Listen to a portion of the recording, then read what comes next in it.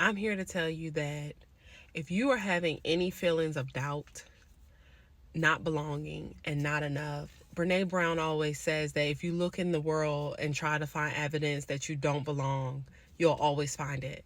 If you're looking for evidence that you're not enough, you will always find it.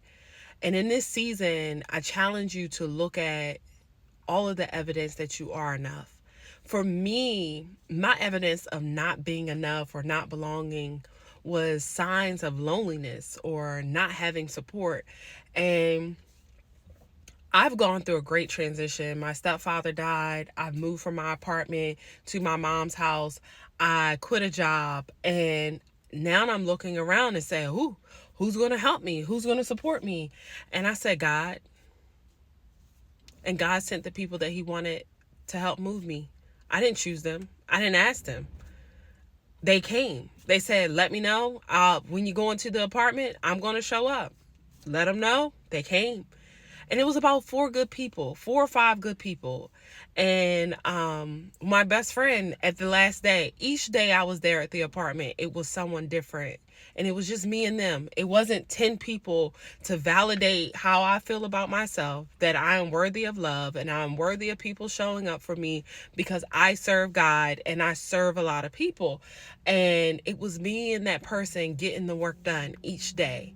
And God said, I will send you people. And I released control over that. And my best friend came within 20 minutes and she helped with the last little bit. And we don't have a codependent relationship. I don't talk to her every day. I might talk to her like every 3-4 months. But it lets me know that, she still is engaged with me or connected with me as I am for her. Sometimes we just know. Like, sometimes I just call like, hey, what's going on? I feel it. And I don't talk to her every day. So I thank God for that. And my other friend traveled an hour and a half just to show up for me. And I'm very appreciative of that. And I also could have a checklist of everybody that I talk to every day, everyone that I've poured in, everyone that I've done something for, and say, you didn't show up for me.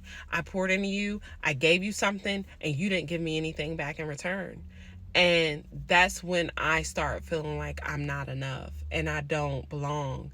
And, it says God grant me the serenity over the things I can control and the wisdom to know the difference and just to be wise in knowing that I am not in control of that. So I challenge you to look at the evidence that you're looking at that you don't belong. Is it something that you can control?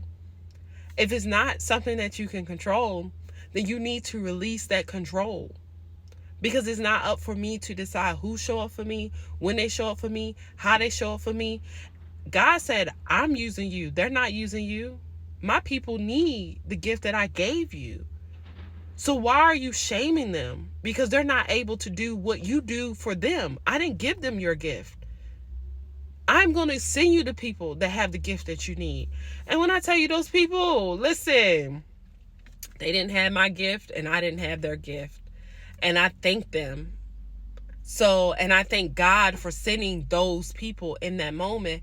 And at every leg of the race, it's going to be someone else or it's going to be something else. And those people may not be at my next leg of my race, but somebody else will. God would always send you what you need when you need it.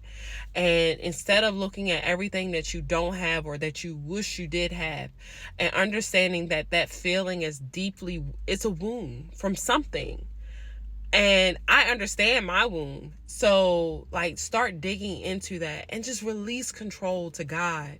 And I'm telling you, he's going to show up. Things are going to start turning around.